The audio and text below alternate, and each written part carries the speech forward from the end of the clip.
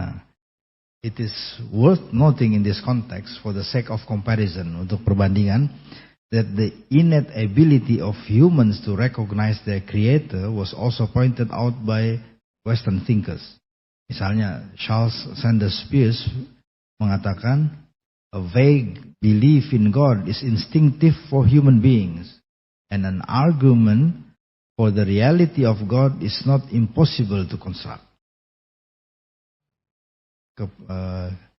Iman kepada Tuhan itu sudah tertanam, instinktif, tertancap, ada di dalam fitrah manusia. Martin Luther dan Johannes Calvin ini juga berpendapat sama. Belief in God is inscribed in human spiritually.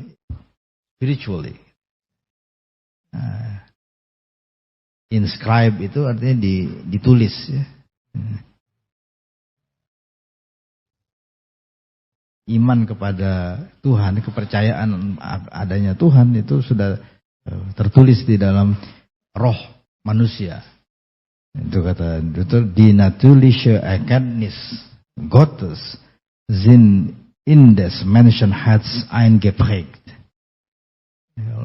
Dalam bahasa Latinnya, de Deo notitiae sunt naturaliter inscriptae in prima creatione. Ya.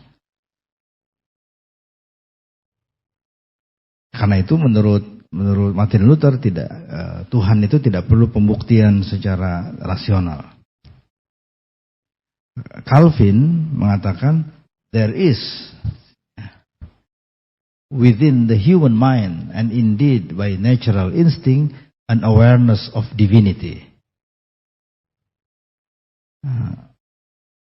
Terus ini, to prevent anyone from taking refuge in the pretense of ignorance, God himself has instilled in all men a certain understanding of his divine majesty. Ya, cuma memang ada yang jelas, ada yang tidak jelas. Nah itulah, untuk menjelaskan itu manusia perlu belajar. Tapi potensinya itu sudah ada.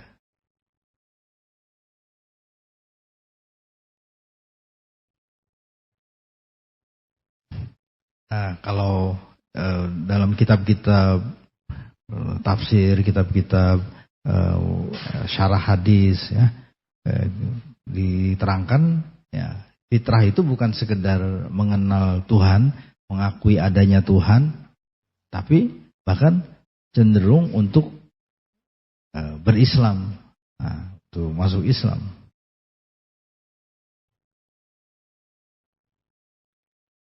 Nah, ini mungkin saya lewati saja, ya, jadi bisa dicek di kitab-kitab tafsir. Ini ayatnya tuh, surat Ar-Rum ayat 30. Ya. Fitratallahi allati fataran nasa 'alaiha la tabdila li khalqillah. La tabdila li khalqillah. Dzalikad dinul qayyim. Itulah agama yang lurus.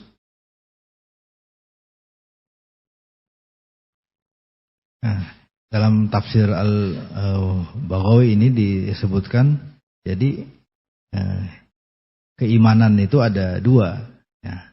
Ada yang disebut iman fitri, ya. Iman fitri, satu lagi iman syar'i. Ya, berarti kalau iman fitri itu mungkin masih berwujud, masih potensial, makanya harus disempurnakan dengan iman syar'i. Nah, dia dengan syahadat, dengan secara resmi masuk Islam. Gitu. Jadi kalau cuma percaya aja kepada Tuhan, ya, percaya nggak jelas itu, ya, gitu. Nah, ya, itu tidak cukup, gitu.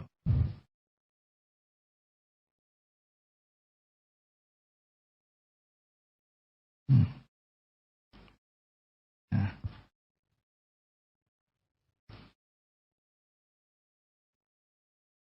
Ini dua buku yang ditulis oleh sarjana kontemporer.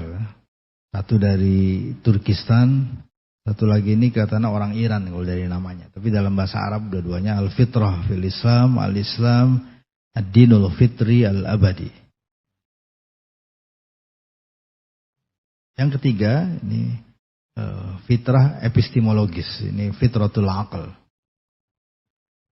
which is the natural ability to acquire, ini salah ya, knowledge ini ya, to acquire knowledge, atau to acquire, to know, and to reason. Dikasih koma ini. To acquire, know, and reason. Sudah acquire dikasih koma sih. To acquire, to know, and to reason. Kemampuan manusia untuk belajar, untuk mendapatkan ilmu pengetahuan, dan untuk melakukan penalaran, untuk berpikir. Nah, itu juga fitrah, itu fitrah epistemologis. Kata Imam Ghazali, the inborn capacity and disposition from God that had been put into one's nature, one's jibillah, neither by way of choice, nor as a means to accomplish an end. Kalau kita baca Immanuel Kant, itu beliau istilahkan mental kategoris. Jadi kita sudah dalam akal kita itu sudah diinstal oleh Allah. Akal kita sudah dibekali dengan ide-ide, dengan pengetahuan dasar, seperti pengetahuan misalnya tentang relasi waktu, misalnya ya. Relasi waktu itu gimana? Sebelum, sesudah. Jadi belum, sesudah. Coba sejak kapan nih kalau Anda, coba ingat-ingat, sejak kapan Anda paham sebelum dan sesudah? Siapa yang ngajarin? Pernah nggak tuh bu guru ngajarin anak-anak sebelum adalah gimana? Hah? Sesudah itu nggak diajarin. Itu Allah yang ngajarin, itu yang allamal insana ma lam ya'lam. The idea of time. Itu tadi sebelum, sesudah, sebentar. Nah, itu sama itu. The idea of time itu masuk durasi, priority itu sebelum, posteriority itu sesudah. Kemudian the idea of causality. Jadi, maka, lalu, karena. Coba kalau kita harus menerangkan karena. Coba guru-guru PAUD. Jelaskan kepada anak-anak karena. Anak-anak. Karena adalah. Gimana coba? Tapi anak-anak itu ngerti. Nah itu. Orang manusia tidak bisa menjadi saintis kalau dia nggak paham karena. Nah, itu fitratul aql. A certain body of knowledge that all humans have in common. At least have access to regardless of their various upbringing. Mau dia sekolah ataupun tidak sekolah, dia tetap bisa berkomunikasi, artinya dia punya pengetahuan dasar itu. Itu yang Plato menyebut ya innate knowledge, dan Descartes menyebutnya lumen rationis, the light of reason, cahaya akal gitu ya. Epistemological fitrah has to do with cognition and reasoning. Muslim thinkers across discipline seem to agree on the epistemological significance of fitrah. Ibn Sina, for instance, says that the primary concept al-ma'qulatul badihiyah, such as being or existence, unity, causality, understood immediately because their meanings are imprinted in the soul. Nah itu berarti tertancap di dalam fitrah. Ya, nanti ini artikelnya dibaca aja ya.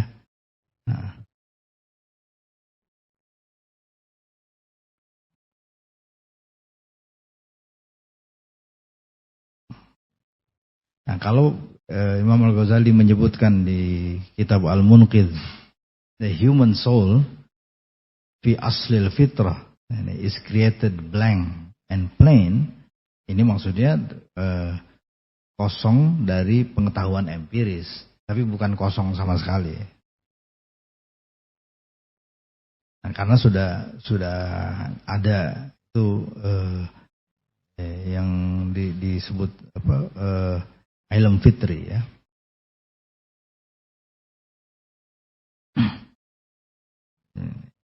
Nah, ini ilm fitri di sini.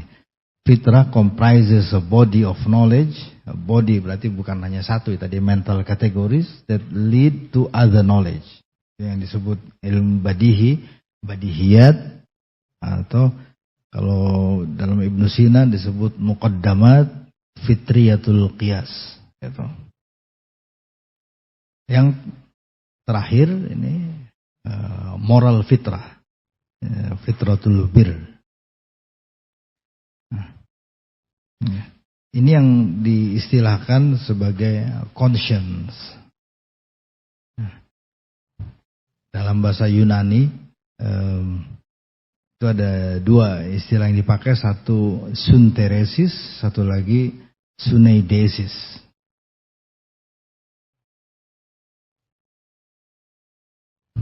Nah, sunteresis ini adalah kemampuan untuk mencerna, untuk merasa bahwa yang kita lakukan itu salah. Jadi kita bilang, saya kok nggak enak ya. Nah itu tuh, dari mana perasaan nggak enak itu? Nah, Anda misalnya ada ya seperti di di cerita-cerita, mungkin juga cerita-cerita itu benar ya. Ada orang misalnya membunuh, habis dia manusia, orang membunuh orang, tapi dia berhasil, dia sembunyikan itu, bertahun-tahun tidak bertemu, tapi selama bertahun-tahun itu apa dia bilang? Saya tersiksa. Kok bisa tersiksa? Siapa yang nyiksa? Kan nggak ada yang tahu, dia nggak di penjara karena belum ketahuan kan. Tersiksa. Ya, saya udah bertahun-tahun juga saya tidur tidak nyenyak. Gitu. Dulu tahun 70-an ada film judulnya Dikejar Dosa. Ya, motifnya kayak gitu. Orang melakukan kejahatan. Jadi kalau mau tes fitratul bir itu begitu. Cobalah berbuat salah ya, kita pasti semua pernah berbuat salah ke orang tua, ke teman kita. Terus teman kita nggak tahu. Awalnya kita rasa kayak hebat mungkin ya, karena kita bisa kayak licik gitu ya, bisa membodohi dia atau menipu dia, merugikan dia tanpa sepengetahuan dia. Tapi kita ada rasa tidak enak. Nah itulah sinteresis. Suneidesis, a human being's desire for good and the inner drive to do good. Ya, jadi ada pertama tuh rasa bersalah. Guilt itu ya, guilt itu rasa bersalah. Yang kedua itu dorongan untuk berbuat baik. Yang ini tidak selalu berbuat baik ini karena ada harapan ataupun ada motivasi, ada tujuan tertentu misalnya. Jadi rencana artikel saya berikutnya membahas tentang itu tuh.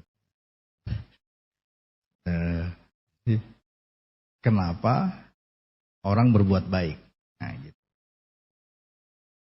Ini kalau di zaman politik ini kan banyak, jadi ya sekarang kan, jadi ada orang yang prinsipnya selalu begini. Ada tuh ya, dia dosen filsafat, saya nggak usah sebutin lah namanya, di kampus daerah Jakarta Utara kayaknya. Ini dosen filsafat, dia nulis tuh bukan status, apa sih namanya tuh yang di bawahnya profil WhatsApp itu. Ya, main. Nah, jadi dia tulis, aku sebagaimana kamu. Aku sebagaimana kamu. Maksudnya, ya kalau lu baik, gue baik gitu. Nah, kalau lu jahat, gue jahat juga. Nah, gitu. Ada manusia yang kayak gitu. Dan dia pikir itu prinsip yang bagus. Nah, jadi ada manusia yang Jadi ini saya kasih yang sebaliknya ya. Ini diceritakan dalam kitab Syiarul Alamin Nubala, Az-Zahabi ya. Jadi Anda di Madinah, jadi dia kayaknya bukan orang asli situ nih. Ya, suami istri, suaminya ini mau pergi bayar hutang. Dia mau hutang katanya 200 dinar apa kalau nggak salah gitu. 200 dinar itu kalau kalilah 2 juta gitu. Jadi besar lah itu jumlah itu ya, karena dinar kan uang emas. Nah, dia udah siapkan uang itu dalam kantong, ya, gitu kan. Dia mau bayar hutang. Dia pergi ke pusat kota, terus singgahlah dia di Masjid Nabawi. Nah, karena mungkin waktu itu bukan waktu sholat, mungkin waktu jam 10 gitu ya. Jadi nggak ada orang ya, orang udah lagi sibuk yang ke pasar, yang kerja. Jadi di masjid itu cuma ada 1 orang rupanya. Dia masuk, terus dia sholatlah 2 rakaat. Itu dia taruh tasnya itu di belakang dia, gitu. Nah, selesai sholat ini, terus dia periksa tasnya. Mana uang saya nih? Uang saya dia langsung panik. Mana uang saya? Wah, saya mau bayar utang. Terus dia sambil panik sambil ngelihat itu orang yang di belakang dia tadi.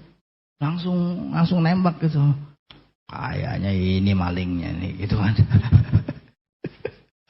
Memang paling enak begitu ya. Barang kita hilang, cari siapa malingnya gitu kan. Jadi dia langsung duduk, dia bilang,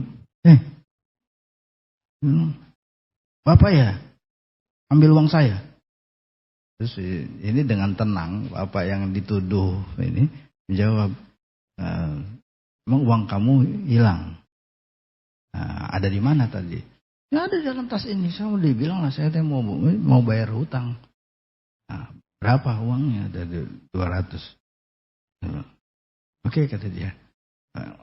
Ikut saya katanya. Terus ikutlah.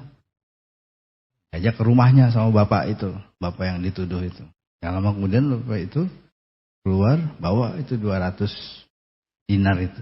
Ini katanya. Uang kamu. Ngapa enggak dari tadi aja ngaku? Pura-pura lagi ngajak ke rumah begini. Begitulah dia maki-maki lagi. Bukan terima kasih, malah marah-marah.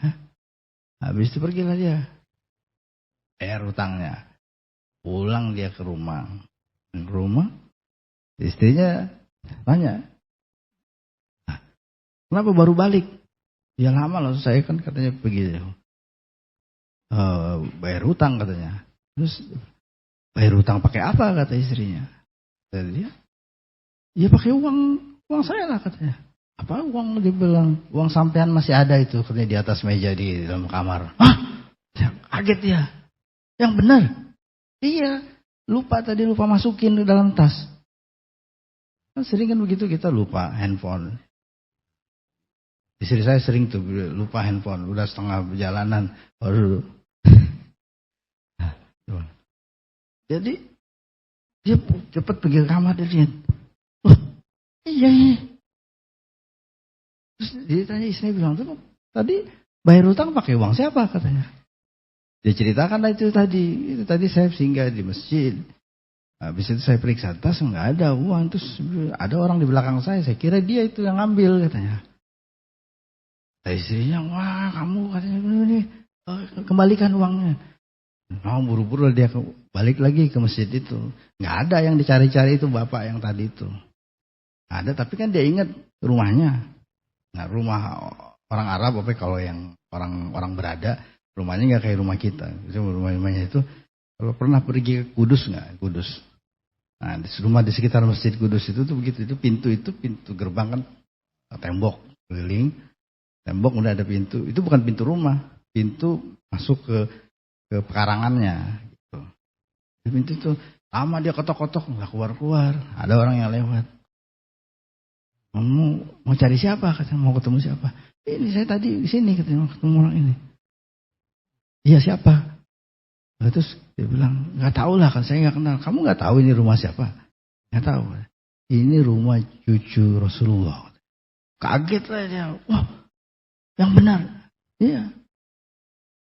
Masalah Ali Zainul Abidin. Ali bin Husain bin Ali bin Abi Thalib. Kaget. Tapi akhirnya lama kemudian keluar. Senyumlah itu kan. Nah, Ali As-Sajjad Zainul Abidin radhiyallahu anhu. Terus dia langsung ampun lah minta maaf gitu kan. Minta maaf. Dia minta maaf. Terus dia kembalikan lah ini uang. Enggak usah.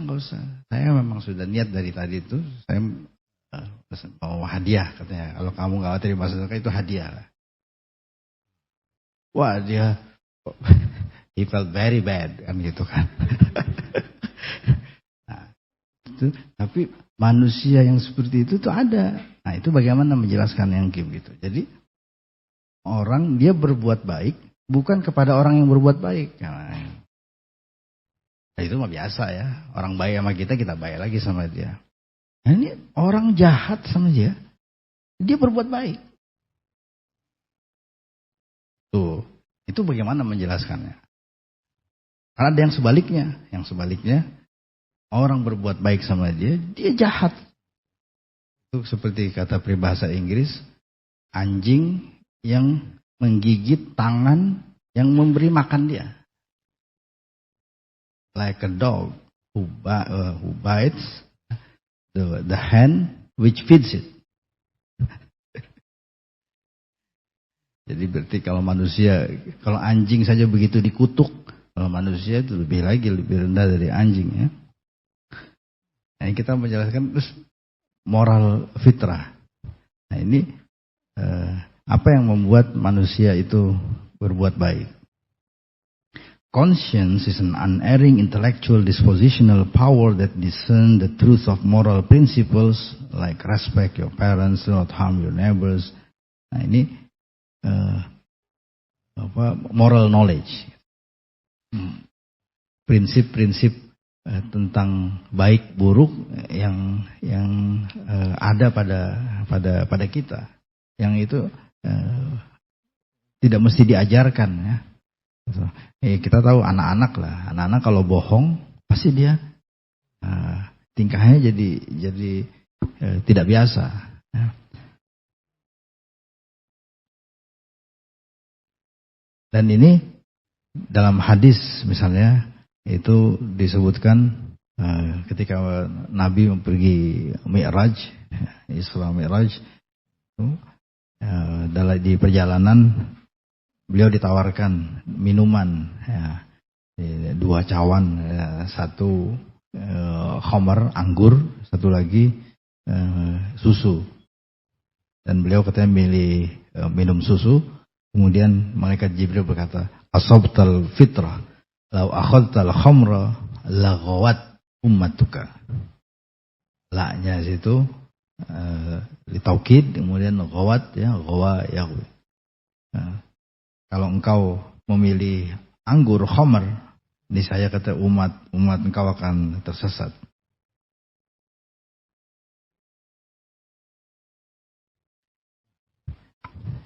Ini fitrah yang ini fitrah moral.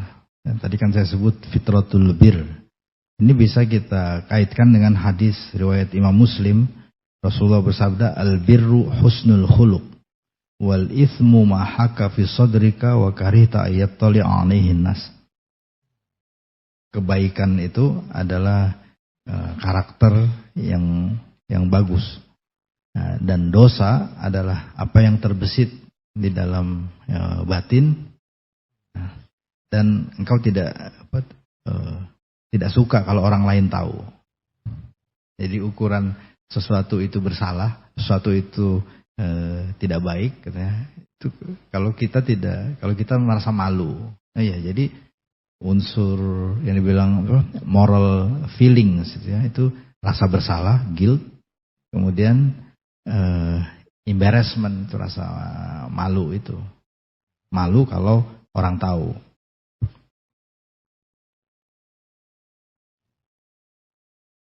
Nah, ada satu lagi apa? Guilt, itu ya. Conscience itu kan biasanya diartikan sebagai the part of ourselves that tells us whether our action is right or wrong. Nah, sesuatu dalam diri kita yang mengatakan ini nggak boleh, jangan. Itu dari dalam itu ya. Nah, dan yang menimbulkan rasa bersalah kalau kita melakukannya. Nah, something that makes you feel guilty about things that you did. Oh ya, and responsibility itu yang kedua, rasa bertanggung jawab. Misalnya kan, kita tidak sengaja, misalnya nyenggol mobil orang, gitu. Orangnya nggak ada, orangnya tidak ada di dalam mobil, orangnya tidak tahu. Tapi kan kita usaha kita betulkan gitu kan. Nah itu yang mendorong siapa? Kita tidak ada yang menyuruh. Nah, kita memperbaiki keadaan yang tidak betul karena perbuatan kita. Nah itu yang disebut conscience juga. Conscience is the moral guard and guidance of every human. Itulah yang kalau istilah orang Arab domir ya, domir.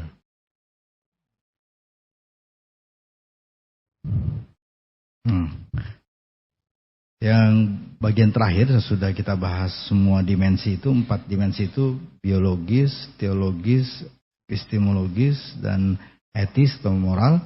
Nah, fitrah itu bisa rusak, bisa tercemar, bisa koyak, ya, bisa ya sama seperti barang lah gitu.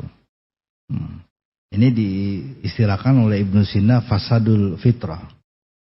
Nah, ini bisa karena faktor internal, bisa juga karena faktor eksternal. Nah, faktor eksternal itu setan ya. Setan dalam bentuk jin artinya yang tersembunyi, yang enggak kelihatan, yang innahu yarakum huwa wa qabiluhu min haitsu la tarawnahum, faktor eksternal.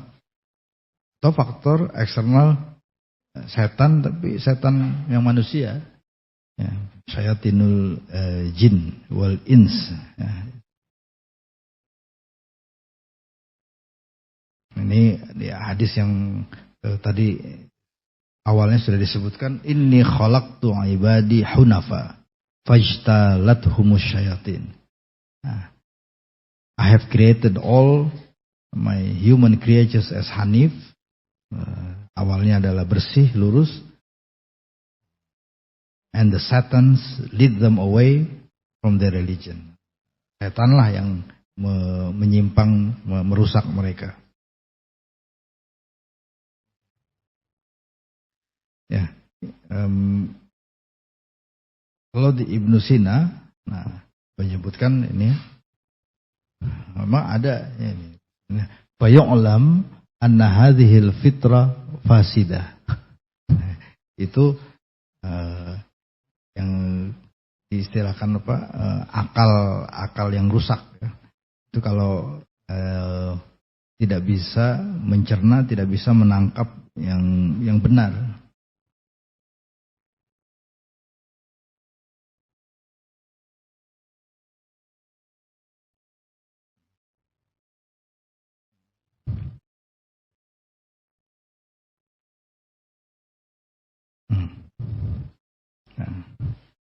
Kita baca Ibnu Taimiyah. Wa kadzalika lafdzul aql wa in kana huwa fil asl masdaru aqala yaqilu aqlan wa katsirun minan nuzzar ja'alahu min jinsil ulum fala budda yu'tabar ma dzalika annahu ilmun yu'malu bimujabihi fala yusamma aqilan illa man arafal khair fatalabahu wasyarr fatarakahu. Menurut Ibnu Taimiyah ya ini bagian dari fitrah epistemologis dan fitrah etis juga ini ya, fitrah moral juga. Jadi orang disebut berakal itu kalau dia tahu yang benar, tahu yang baik dan mencari, menginginkan, menghendaki yang baik dan yang benar. Nah, dan dia tahu yang salah dan yang buruk dan dia meninggalkannya. Itu dibilang orang berakal. Kan sering masalahnya gitu. Apa kamu udah tahu atau belum tahu? Udah tahu. Kenapa masih dikerjakan? Nah, itu kalau masih dikerjakan itu tidak sesuai dengan fitrah. Wa hadza kulluhu innama yahsulu ma'a sihhatil fitrah wa salamatiha. Itu bisa terjadi kalau fitrahnya sehat dan selamat, berarti enggak sempurna, enggak cacat. Wa amma ma'a fasadiha, tapi kalau rusak faqad yuhissul insan bil ladzidz fala yajidu lahu ladzatan bal yu'limuhu. Dia langsung kasih contoh fisik. Bisa jadi kalau orang fitrahnya rusak itu misalnya dia sebenarnya mengalami ya yuhissu ini dia mengalami is perceiving or experiencing mengalami yang lezat, tetapi dia tidak menemukan kelezatan, tapi justru benda objek yang lezat itu malah menimbulkan rasa pedih, rasa perih pada dirinya.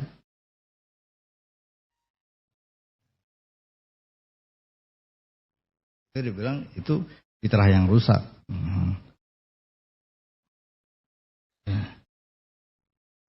Nah, fitrah yang rusak itu beliau kasih contoh, wa fasadul fitrah yatanawalul quwwatal ilmiyah wal quwwatal amaliyah jami'an.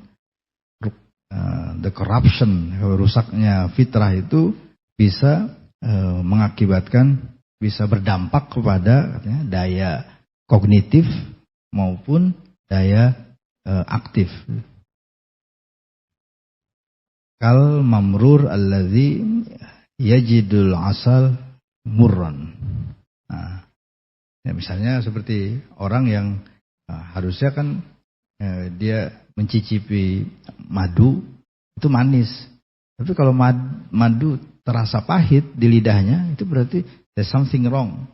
Ada yang rusak, ada yang salah dengan tubuhnya itu, dengan sensasinya. Fa innahu fasad ya. Fa innahu fasada nafsu ihsasihi hatta kana yuhissu bihi ala khilafi ma huwa alaihi. Sehingga persepsinya itu justru menimbulkan pemahaman atau rasa yang sebaliknya.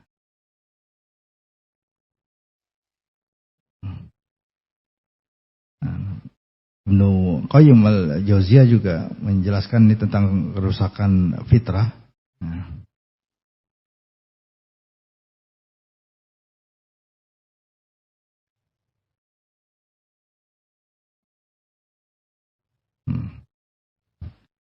Yang lebih jelasnya nih di sini ya.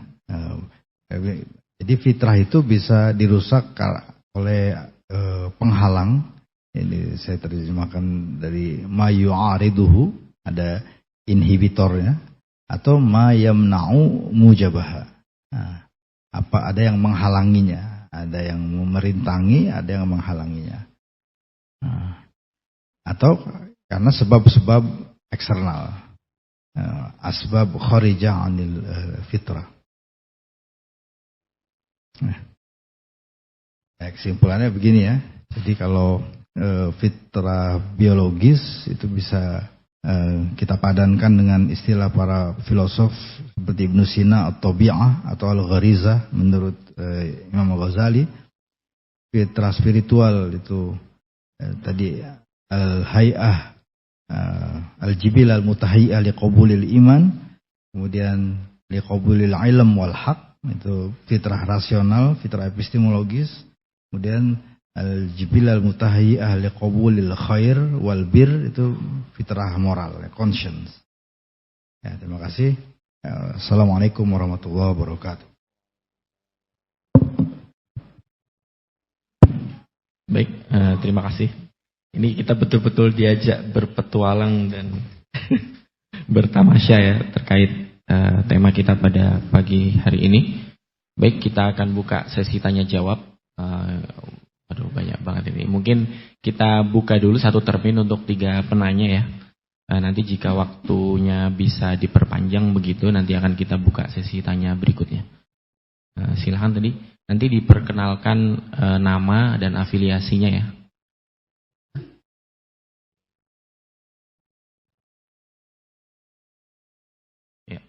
Assalamualaikum warahmatullahi wabarakatuh. Nama saya Kamal dari Pasar Minggu. Sebelumnya sudah disampaikan oleh Ustadz mengenai bahwa fitrah itu dapat mengalami kerusakan. Namun pertanyaan saya adalah apakah fitrah itu dapat berubah seiring dengan perkembangan zaman? Seperti kita pernah mengenal istilah di zaman sekarang itu, saya tidak bermaksud untuk memburukkan generasi stroberi yang indah di luar tapi rapuh di dalam begitu. Yang mana generasi stroberi itu kadang tidak kuat mengalami berbagai tekanan sehingga muncullah istilah-istilah zaman sekarang itu seperti butuh self reward. Sebetulnya itu nggak butuh-butuh amat tentang self reward ya, terus butuh istilah healing seperti itu, terus insecure seperti itu. Apakah demikian bahwa fitrah itu bisa mengalami perubahan seiring dengan perkembangan sekarang? Terima kasih. Wassalamualaikum warahmatullahi wabarakatuh.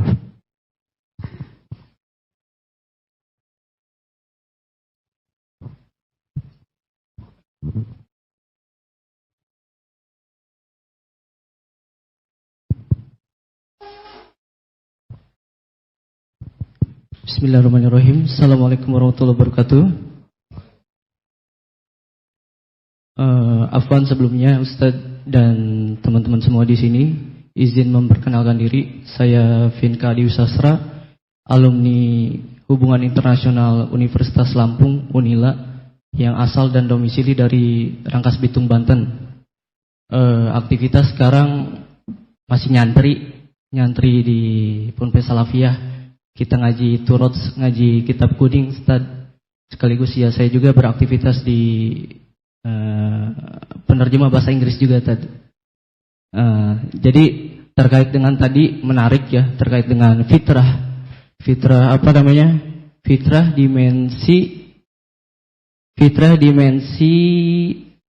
manusia secara dimensi dan implikasi gitu ya.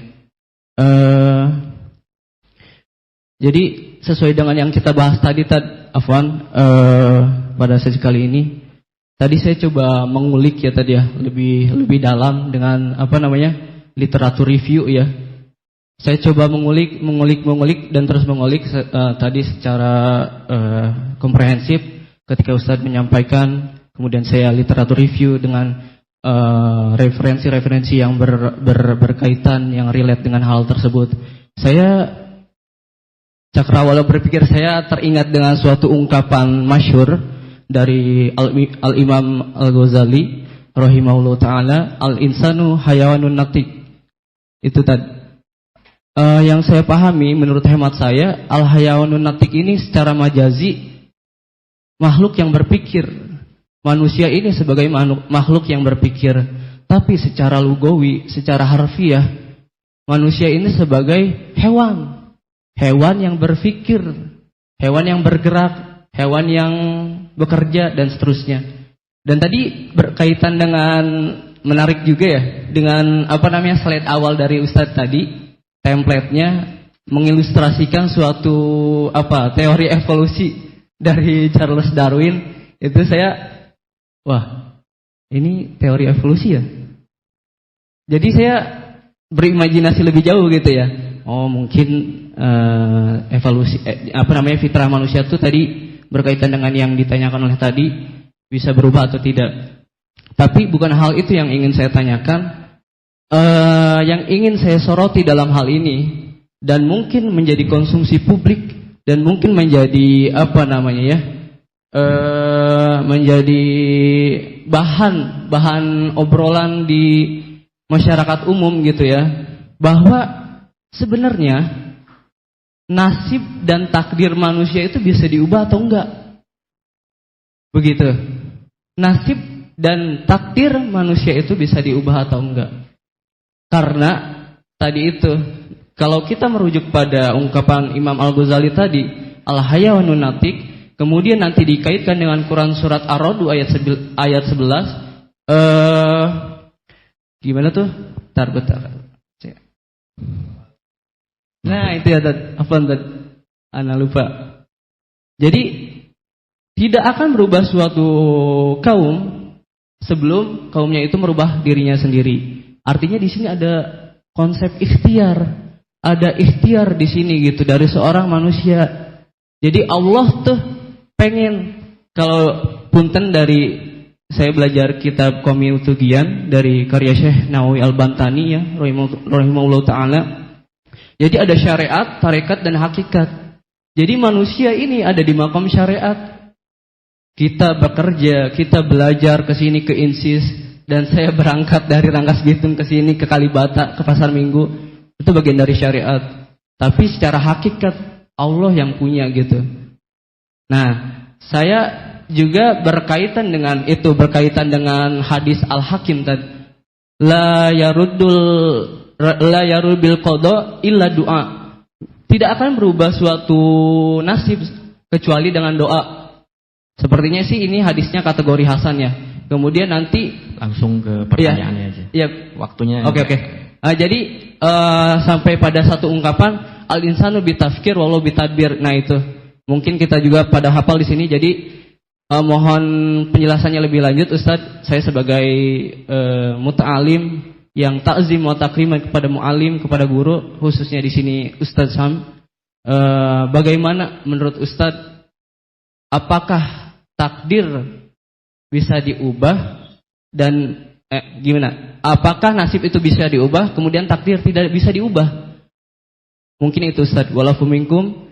Syukran. Wassalamualaikum warahmatullahi wabarakatuh.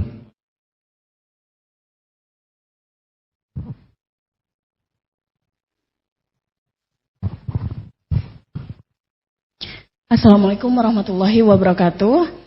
Perkenalkan, nama saya Imah Halimatus Syadiyah. Saat ini aktivitasnya bekerja di bidang farmasi. Izin bertanya, sebelumnya saya menyimpulkan secara hemat bahwa fitrah merupakan sesuatu yang diinstal oleh Allah sebagai rambu-rambu baik dan buruk. Fitrah adalah sesuatu yang tidak bertentangan dengan hak dan batil. Baik itu perihal agama, ilmu maupun moral atau akhlak. Dan sesuatu yang menyimpang bisa dikatakan bertentangan dengan fitrah. Contohnya yang tadi Ustadz sampaikan, memilih susu atau khamar. Ketika kita memilih khamar, itu berarti dikatakan dapat menyimpang dari fitrahnya. Dan sesuatu yang menyimpang sesuai dengan contoh yang tadi, apakah artinya sesuatu yang menyimpang bisa menimbulkan titik hitam di kolbu? Apakah artinya fitrah itu terletak atau memiliki relasi dengan kolbu? Dan seperti apa manusia mengambil keputusan? Apakah yang didahulukan itu fitrah atau insting, atau kolbu terlebih dahulu? Kemudian tadi dikatakan bahwa fitrah adalah bagian dari intelijen. beberapa penelitian mengatakan bahwa kecerdasan manusia itu dapat diturunkan secara genetik.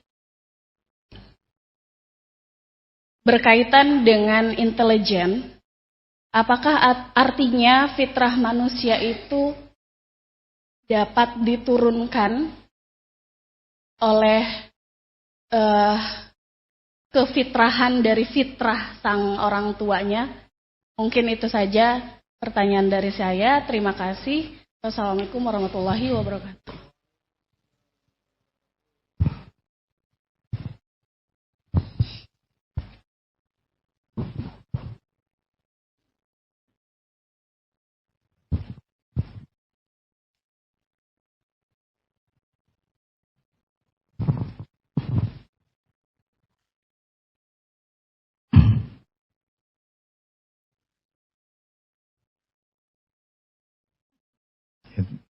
Terima kasih atas pertanyaan-pertanyaan ini dari dua orang ya, ikhwan dan satu orang dari akhwat. Yang pertama, apakah fitrah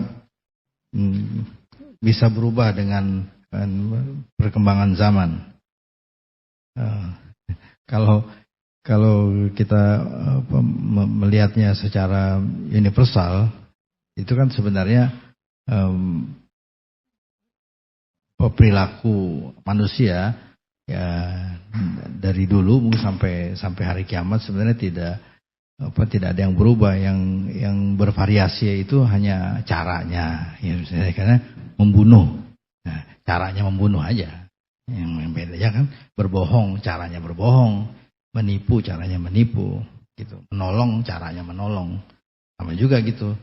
Manusia yang kuat, sabar, tinggal manifestasinya saja itu, tampilannya saja. Jadi mode bersabarnya saja bagaimana. Juga manusia tadi bertingkah. Jadi kalau dibilang istilah insecure itu baru, tapi kondisi psikologis seperti itu, apakah hanya aja ada di manusia zaman sekarang? Tidak kan gitu. Ya itu bisa disimpulkan dalam peribahasa yang singkat itu, history repeats itself, gitu kan. Sejarah berulang, itu maksudnya ya manusia gitu-gitu aja dari dulu. Jadi antara rakyat dengan raja.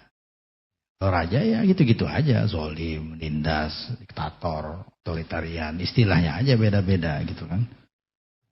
Tapi ya begitu aja. Kalau manusia ya, ada penjual, ada pembeli, istilahnya bisa ganti-ganti ya. Tapi ya hakikatnya sama sebenarnya. Kemudian, nah kalau pertanyaannya bisa berubah, jadi bukan fitrah manusia tidak berubah, tapi individu tersebut. Nah, individu masing-masing fitrah setiap manusia itu yang tadi katanya bisa berubah, itu bisa rusak. Tapi kalau bisa rusak, berarti bisa juga dipulihkan, bisa juga diperbaiki, bisa direstorasi, ya, ketok magic lah gitu ya. Nah mungkin upaya restorasi fitrah itu itulah dengan ibadah Ramadan, kan?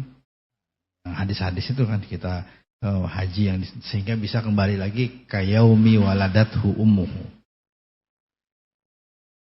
Nah, pertanyaan yang berikutnya yang kedua, manusia hayawan natik, katanya dari Imam Ghazali, bukan dari Imam Ghazali itu ya. Kalau anda sebutin semua nama para ulama, nama para filosof juga bukan dari mereka. Itu.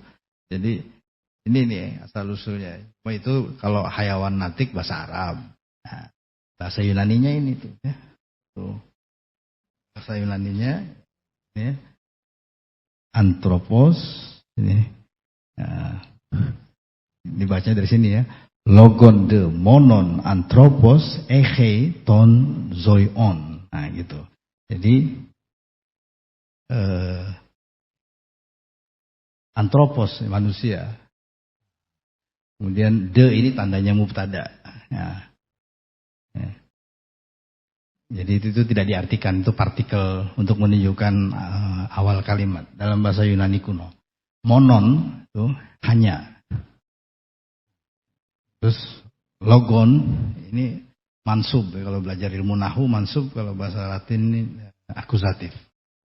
Berarti objek ya. Logos itu nominatif, logon itu akusatif. Logos artinya pikiran, berpikir. Terus eche memiliki, mempunyai. Ton ini kata depan yang menunjukkan ini genetif bentuknya plural. Kalau bahasa Inggrisnya kayak of gitu ya. Of ini plural. Kemudian zoion. Zoion ini plural juga. Ya. Makhluk-makhluk hidup. Jadi kalau kita artikan manusia ini hanya manusia. Eche yang ini dulu hanya manusia. Ton zoion dari semua makhluk hidup. Eche yang mempunyai logon, mempunyai logos. Manusia satu-satunya makhluk hidup yang berpikir gitu. Cuman Aristotle kan nggak bisa bahasa Indonesia, jadi dia ngomongnya bahasa dia lah. Jadi hewan di situ bukan binatang, hewan di situ makhluk hidup. Makanya kan zoologi itu ya, ilmu tentang makhluk hidup. Dan kalau pergi ke Jerman di Berlin itu kebun bilang saya mau ke kebun binatang. Kebun binatang bahasa Jermannya itu zoo, ditulisnya Z-O-O. Orang Inggris bilang zoo ya. Tulisannya sama tapi orang Inggris ucapkannya zoo, orang Jerman bilang zoo. Kebun binatang itu kebun makhluk hidup. Makhluk hidup selain orang lah itu.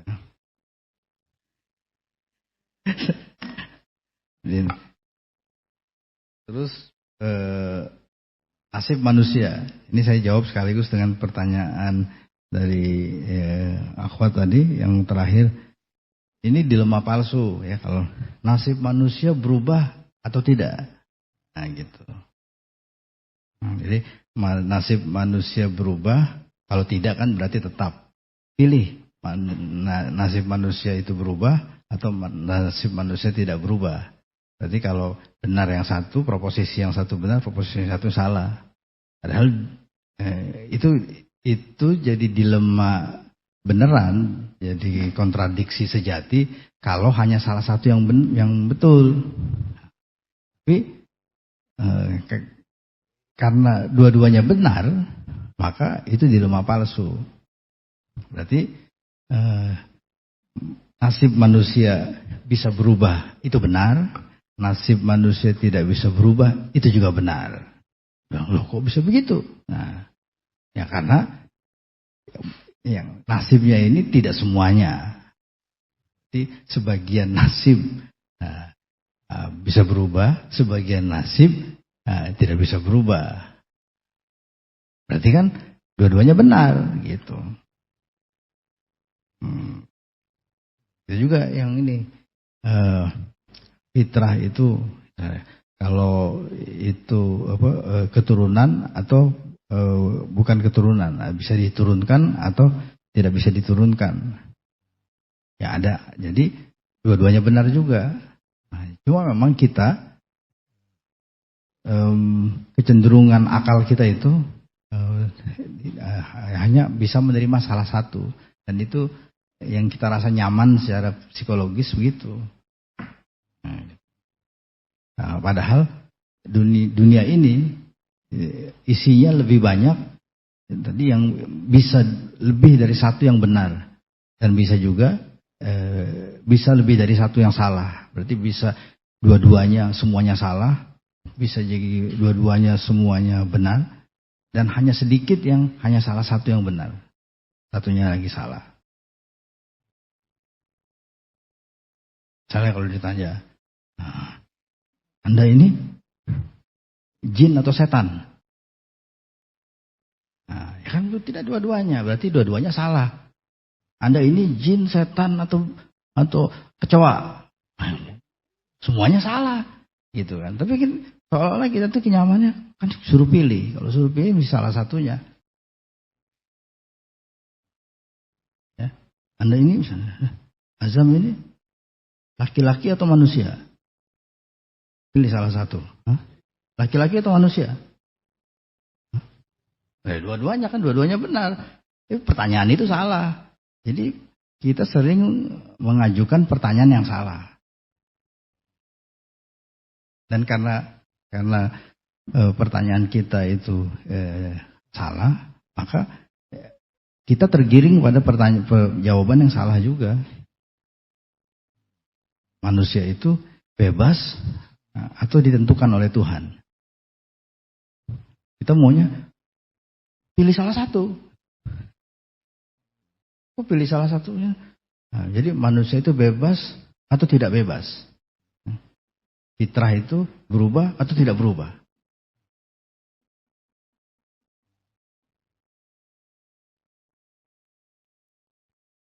Ya itu dua-duanya benar ya. Manusia itu ditentukan oleh Tuhan, benar. Manusia itu dibebaskan oleh Tuhan, juga benar.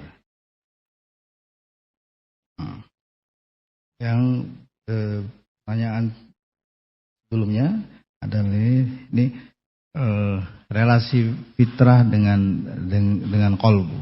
Ya, kalau kolb, kalau saya memahaminya itu bagian dalam dari manusia.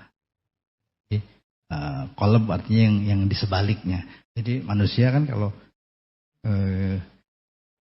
kalau secara zohir, nah itu sosoknya, badannya itu. Makanya kan kalau di foto, misalnya kita nanya, saya punya teman, kenal nggak? Siapa namanya? Azam. Yang mana orangnya? Terus tunjukin. Yang ditunjukin itu bukan rohnya. Yang ditunjukin itu adalah badannya kan nih, sosok. Nah zohirnya gitu, karena rohnya itu kolebnya. Ini kolebnya, ya kelihatan. Yang namanya koleb itu artinya yang di sebaliknya, Gitu. What is behind? Nah, behind it, behind your body, that is your koleb. Nah itu.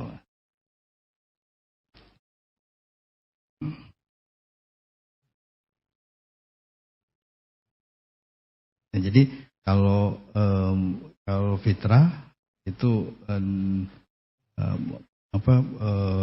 tatanan, bentukan gitu ya. Jadi rancangan gitu. Nah, kalau kolb itu mungkin instrumen lah ya. Ya sebenarnya ini nama lain dari roh. Ya, kolb itu nama lain dari roh. Nama lain dari nafs, dari bagian diri kita yang tidak kelihatan. Tidak kelihatan. Yang kelihatan ya semuanya lah, yang diperiksa sama dokter itu semua yang kelihatan.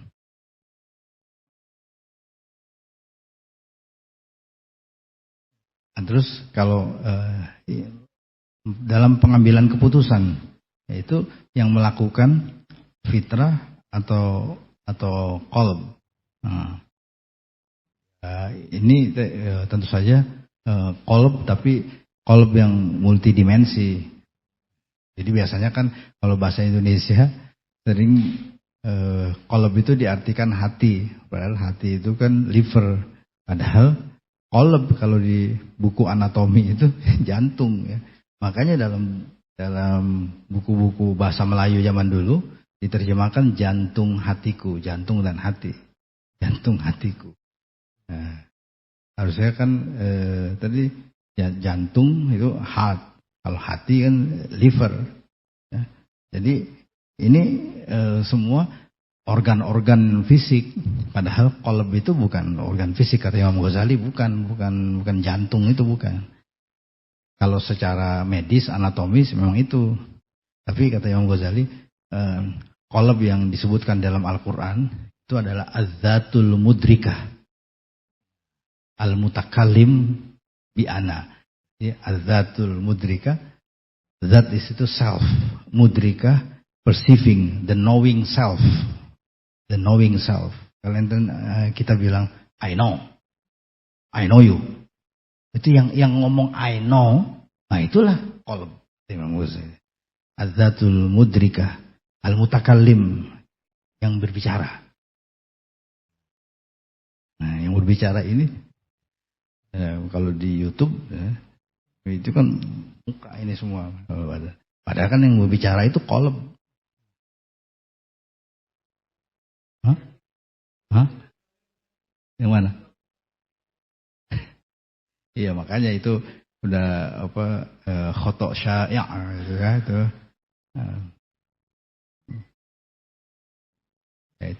Jadi yang mengambil keputusan itu keputusan benar salah, melakukan penalaran itu qalb, tapi yang fungsi kognitif tapi juga emosional, karena manusia bukan hanya makhluk rasional. Kalau Aristoteles kan bilang makhluk rasional. Manusia itu makhluk rasionalnya mungkin kalau coba dah teliti diri sendiri dan perhatikan ke sini. Kita itu membuat keputusan lebih sering atas pertimbangan rasional atau pertimbangan-pertimbangan non rasional. Yang non rasional itu pertimbangan politik, misalnya Caimin sama Anies, itu pertimbangan rasional atau bukan? Padahal mereka menurut Aristoteles makhluk rasional, tapi pertimbangannya mungkin situasional gitu.